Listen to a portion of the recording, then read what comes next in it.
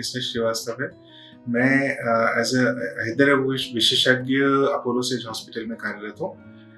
आज मैं डिस्कस करना चाहता हूँ, जो हमारे युवा हैं उसमें जो हार्ट अटैक के मामले जो बढ़ते हुए आ रहे हैं, उसके बारे में कुछ डिस्कस करना चाहता हूँ। जो हमारे युवा हैं स्पेशली कोविड के बाद से उसमें हृदयघात के मामले यानी हार्ट अटैक के मामले बहुत ज़्यादा बढ़ गए हैं।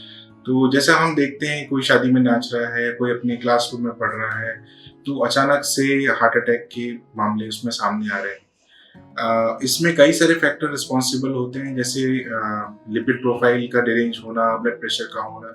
लेकिन युवाओं में क्यों? युवाओं में क्या इस तरह की चीज़ें ज़्यादा होती हैं? नहीं। युवाओं में बात ये है कि बहुत सारे फैक्टर्स हैं जो कोविड के बाद से, जो हमारा एंडोथेलियल डिस्फंक्शन है, जो हमारी नसों में जो खराबी है, वो भी बढ़ गई। और पहले भी जो कोलेस्ट्रॉल वगैरह की वजह से वो दिक्कत थी, वो थोड़ा-सा ज़्यादा हो गई है। होमोसिस्टीन भी एक बहुत प्रमुख कारण है उसमें, जो युवाओं में हृदयघात का कारण बन रहा है।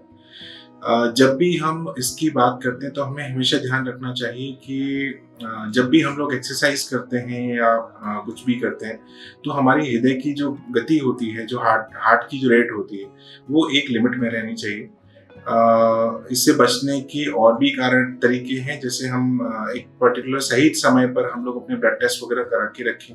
अगर फैमिली में किसी को प्रॉब्लम रही है, हार्ट अटैक का इशू रहा है या ऐसी कुछ बात रही है, तो बस अपने ब्लड टेस्ट वगैरह सही समय पर 18 साल की उम्र में, 19 साल की उम्र में एक बेसिक ब्लड टेस्ट करा के रखना चाहिए, ताकि जिस समय पता चले कि क्या हमें भविष्य में कोई प्रॉब्लम हो सकती है। अगर ये प्रॉब्लम होती है, तो उसके लिए भी ये है कि हम लोग को इस बात का ध्यान रखना है कि अपने डाइट वगैरह का ध्यान रखना है, क्योंकि इनवेरिएबली अगर घर में ये दिक्कत है या किसी को कुछ इस तरह की प्रॉब्लम है, तो हम लोग जेनेटिकली प्रीडिस्पोज्ड हैं।